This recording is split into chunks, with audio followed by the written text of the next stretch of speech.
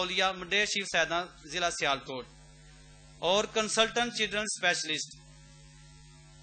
آئیے اب ہم بلا تاخیر اپنے پروگرام کا باقاعدہ آغاز کرتے ہیں۔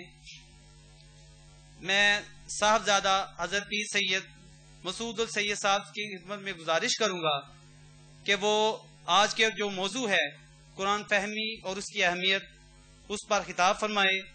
جناب حضرت پیر سید صاحبزادہ مسعود السید صاحب۔ اعوذ باللہ من الشیطان الرجیم، بسم اللہ الرحمن الرحیم، والصلاة والسلام علیک یا رسول اللہ، السلام علیکم ورحمۃ اللہ وبرکاتہ۔ ارشاد باری تعالیٰ ہے وَلَا رَطْبٍ وَلَا يَعْبِسٍ إِلَّا فِي كِتَابٍ مُبِينٍ۔ اس روشن کتاب میں ہر خشک و تر موجود ہے،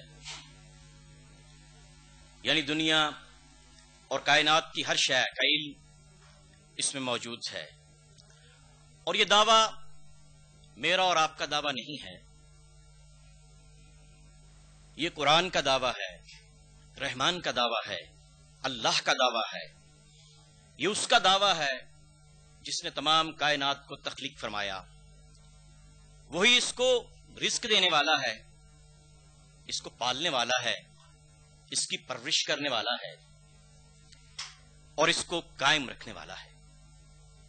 آج کا موضوع موجودہ دور میں قرآن فہمی کی ضرورت پر گفتگو کا آغاز کرنے سے پہلے ضروری سمجھتا ہوں کہ مختصراً قرآن کی تاریخ بیان کر دی جائے۔ قرآن حکیم فرقان عظیم حضور اکرم صلی اللہ علیہ وسلم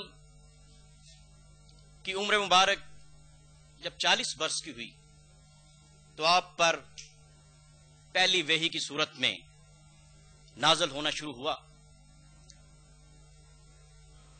اور پہلی نبوی سے لے کے 11 ہجری تک جب آپ کا وصال مبارک ہوا اس وقت تک قرآن نازل ہوتا رہا۔ پہلی آیت اقرأ بسم ربک الذی خلق، اور آخری آیت الیوم اکملت لکم دینکم واتممت علیکم نعمتی، اور کچھ مفسرین کے نزدیک یستفتونک سے لے کے واللہ بکل شیء علیم، جو سورہ النساء کی آخری آیت ہے، یہ آخری آیت ہے۔ اس کے علاوہ قرآن پاک میں مکمل جو سورت آخری نازل ہوئی وہ یا سورہ نصر ہے یا سورہ برات ہے۔ قرآن حکیم کا مکی دور 13 سال پہ محیط ہے اور مدنی دور 10 سال پہ محیط ہے۔ قرآن حکیم جس صورت سے نازل ہوا، جس طرح اس کا نزول ہوا، جس ترتیب سے نازل ہوا، اس کو ہم ترتیب نزولی کہتے ہیں، جس میں پہلی آیت اقرأ بسم ربک الذی خلق ہے۔ لیکن قرآن کی ترتیب جو ہمارے سامنے موجود ہے یہ ترتیب رسولی ہے، یہ الحمد سے شروع ہوتی ہے اور والناس تک جاتی ہے۔ رسول اللہ صلی اللہ علیہ وسلم نے قرآن حکیم کو خود اپنے سامنے جمع کروایا، اپنے سامنے حفظ کروایا اور اپنے سامنے اس کی ترتیب لگوائی۔ پہلا دور جو جمع قرآن کا دور ہے، جو رسول اللہ صلی اللہ علیہ وسلم کے زمانے کا دور ہے، یہ دور رسول اللہ صلی اللہ علیہ وسلم کے حیات طیبہ کا دور ہے۔ اس میں حضور اکرم صلی اللہ علیہ وسلم نے قرآن پاک کو اپنے سامنے کاتبین وحی سے لکھوایا اور اس کی ترتیب خود بنائی، اور اللہ کے حکم سے وہ ترتیب حفاظ کو حفظ کرائی۔ اس میں الحمد پہلی سورت، سورہ فاتحہ پہلی سورت اور سورہ والناس आखिरी सूरत। ये आपको ही इल्म था कि कौन सी आयत किस सूरत की है, इसलिए जब एक से ज्यादा सूरतें नाज़िल हो रही होती तो आप फरमाते कि इस आयत को फलां सूरत में रख दो और इसको फलां सूरत में रख दो, ये सूरह अनफाल में रखो और ये सूरह बरात में रखो, क्योंकि ये दोनों सूरतें इकट्ठी नाज़िल हुई। इसके बाद हजरत अबू बकर सिद्दीक रज़ियल्लाहु ताला अन्हु जब खलीफा बने तो आपके दौर में जंग यमामा में 700 से जायद हुफ्फाज़ कराम की शहादत हो गई। तो हजरत उमर फारूक रज़ियल्लाहु ताला अन्हु के मशवरे से आपने ज़ैद बिन साबित रज़ियल्लाहु ताला अन्हु की ये ड्यूटी लगाई कि वो कुरान को जमा करें, हुफ्फाज़ को इकट्ठा करें और हर आयत पर, ये जितनी भी आयत लिखी जो भी लाए सहाबी, उस पर 2 गवाह ले और उन आयात को लिखें जो हुजूर अकरम सल्लल्लाहु अलैहि वसल्लम अपने सामने लिखवा गए। ये आयात पत्थर पर, चमड़े पर, लकड़ी पर, कपड़े पर, खजूर की छाल पर ये आयात लिखी हुई थी। और ये भी तारीख बताती है कि हजरत उमर फारूक के दौर में तकरीबन 1.25 लाख कुरान की नकूल मौजूद थी। दौरे उस्मानी में जब आज़रबाईजान और आर्मीनिया भी फतह हो गए तो फिर क़िरात का मसला पैदा हुआ, लोग अपने अपने तरीके से कुरान को पढ़ना शुरू कर दिया। तो फिर हजरत उस्मान गनी रज़ियल्लाहु ताला अन्हु ने हजरत हिफ्सा उम्मुल मोमिनीन से दौरे सद्दीकी का मुसहफ मंगवा कर इसकी नकूल करवाई और तमाम मुमलकत में इसको भिजवाया। अब थोड़ा सा इजाज़े कुरान, कुरान के मोजज़ात के बारे में ब्रीफली मुख्तसरन आपके गोश गुजार कर दूं कि सूरह बकरा में इरशाद है, एक ऐसी सूरत बनाकर ले आओ इस जैसी, कुरान जैसी।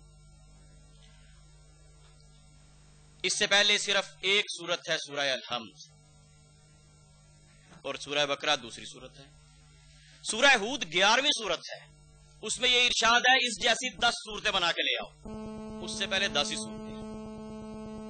तो ये चीज भी वाज़ेह करती है कि जो तरतीब हुजूर अकरम सल्लल्लाहु अलैहि वसल्लम अपने सामने लगवा गए वो मंशाए इज़्ज़त थी, वो अल्लाह की मंशा थी और अल्लाह के हुक्म के मुताबिक थी।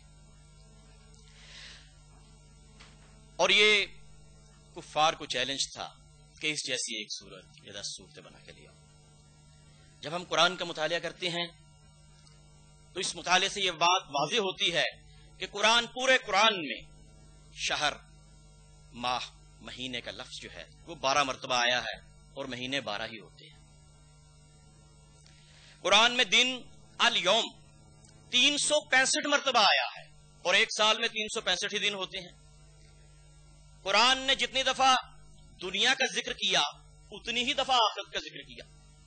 अद दुनिया वल्लाह 115 मरतबा दुनिया का जिक्र हुआ और 115 मरतबा आखिरत का जिक्र हुआ। जितनी दफा कुरान ने मलाइका का जिक्र किया उतनी ही दफा शयातीन का जिक्र किया। 88 मरतबा मलाइका का जिक्र किया और 88 मरतबा शयातीन का जिक्र किया।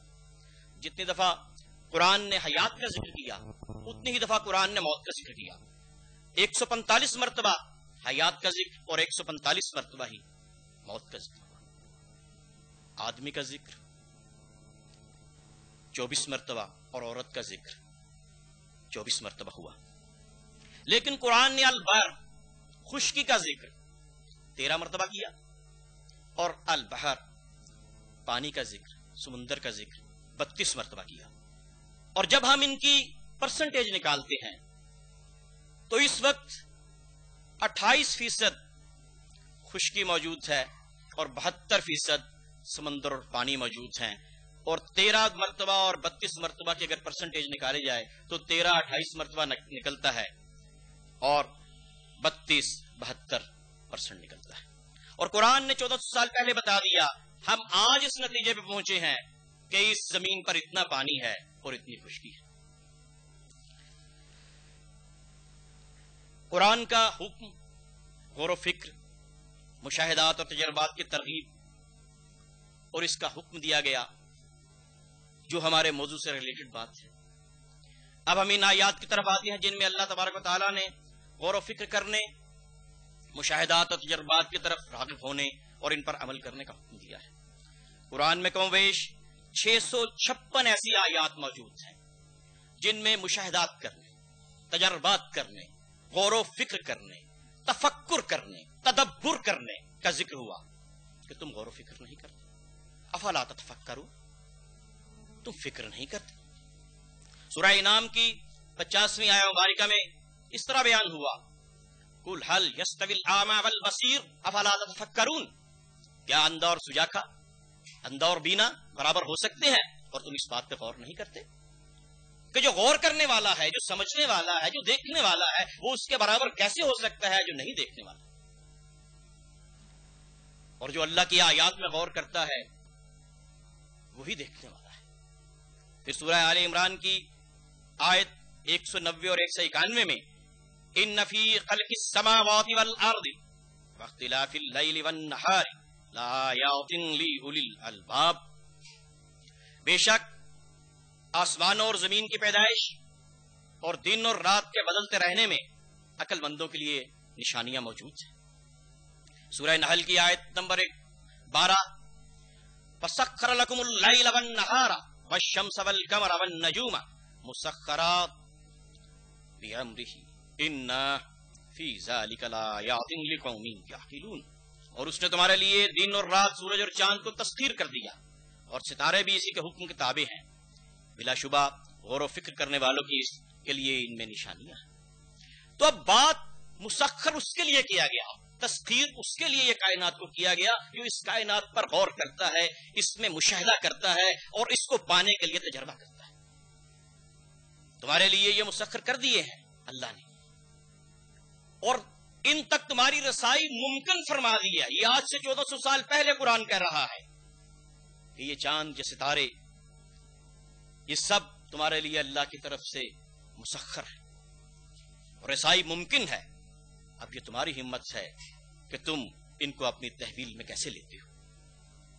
اور سورہ اعراف کی آیت 179 میں یہ ارشاد ہے لہم قلوب لا یفقہون بہا ولہم اعین لا یبصرون بہا ولہم آذان لا یسمعون بہا اولئک کالانعام بل ھم اضل اولئک ھم الغافلون، ان کے دل تو ہیں یہ غور نہیں کرتے،